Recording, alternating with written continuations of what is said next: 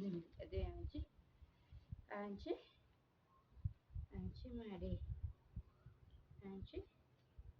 anchi maali jedhi anchi maali jetto haya kam jirtu kabajamtoota daawwattoota keenya nageenyi waaqayyoo bakka jirtan maratti isiniif haa ta'u akkam jirtu nagaa keessanii nullee nagaa guutuu qabnaa galanni waaqayyoof haa ta'u har'ammoo waan addaatiin dhufnee jirra wanti addaan kun maali jechuun keessaniin ooluu hawwiin illee dhuftee jirti baay'een keessan hawwii yaaddaniittu idda viidiyoo hawwii wajjin isinii waraabee tutturee bubbulee yaa warra dhufnee jirra nuti madda idduma hawwiin baddeeyyuu waan isaan beeku duma ishiin baddee qoy bi'uunuu ishii wajjin badinatti fakkaate hawwii wajjin badinatti fakkaate gooni yoo haa ta'u hundaafu hawwiin har'aa shammaanee dhabde jechuudha. Shammaanee yookiin nama rifeensa dha'uuf dhabdee ani immoo rifeensa dha'uu baay'ee hin danda'u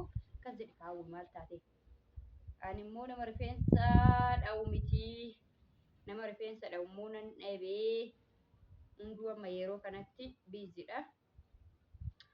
Egaa gadi jedhe hawwi amma beekan ofudhuu jedhama mitiire ammuman beekuni xiqqooshii amma nama argutti amman beekuudhaaf jedheetanii kun akkanatti yaalan jira jechuudha. Noormaalii kubbaa dhumarraan gadi akka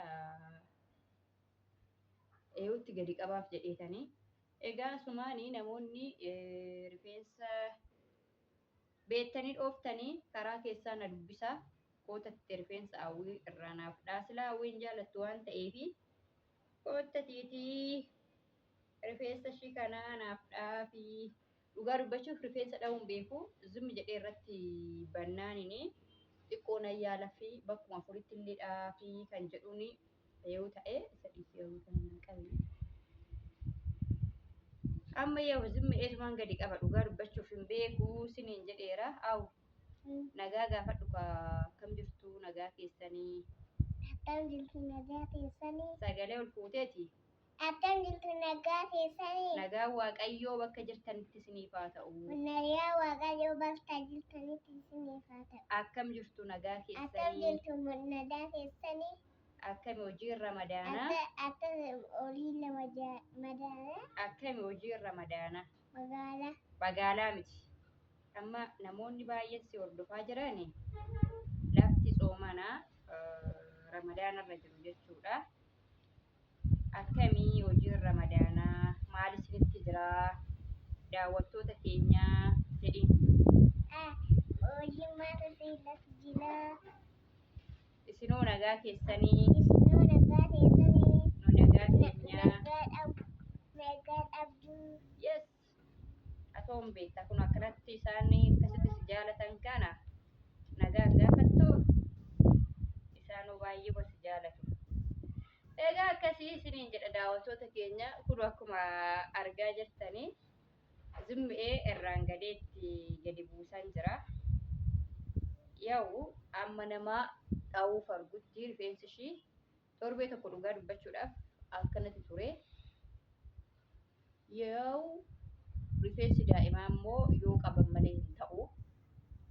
Akka nama jabaatti daa'imni rifeensa sirreeffachuu waan hin dandeenyeefi akkanumatti kukkubbeessineef malee yeroo hundumayyuu hiikaa yoo ta'e sirrii hin ta'u isiniin jedha yoon nama dha'uuf argadhe nan dhoofsisaa fi yoon immoo nama dhabee yeroon kana hiikuu xiqqoo kaawuyyaan godhaaf jechuudha akkasitti murteessee jira malee rifeensi hiikadhaan rifeensi daa'imaa hin taa'u sirrii miti ananatti hin tolu maaliif akka ta'e hin beeku ananatti hin tolu hoo qabadhaa'u eeyyen isa kana xiqqoo mashii qabi. Kanaaf egaa akkasii rifeensi ishii immoo luucadha baay'ee namatti tola. Osoo yeroodhaan dha'uu barbaada. Dhoofnanis garuu hin turu jechuudha rifeensi ishii. Dhoofnanis hin turu. Biyaas torbee tokko du'ee eeggata jechuudha. Sirna siraa kan namni yoo dha'eefi jechuudha. Haadha ishii ba'atudhaa fi yeroo baay'ee isheen immoo xiqqoo biizii taate Ani immoo dha'uu hin danda'u jechuudha. Ani rifeensa dha'uu hin danda'u.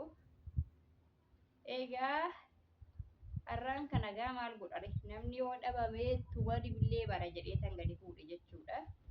Dhugaa dubbachuudhaaf akka warra kaan nadhaanii bareeduu baatullee irraa gadi jedhe jechuudha. Baay'ee tokko gaafa dhaabee nama hin jibbisiisu. Manumtuu rifeensa dha'uutoon baree dhugaa.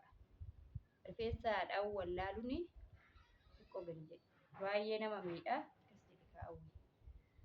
Kanaaf akkasii kunoo akkatti kunoo argitanii akkatti shaf gochaa jirtu argitanii daawwattoota keenya. Mee koomentii jalatti astaayitii kennaamee daawwattoota keenya gadi jedhe kasare. Eeyyeen akkasitti gadi jedhe. Sumarraan gadi qaba malee innumaa waan dhaabaa jedhamus miti. Yoo sumarraa gadi qabu maali saree koo akkatti gadi awwaalamuu sin dhaqin kamaa maali fallakkana.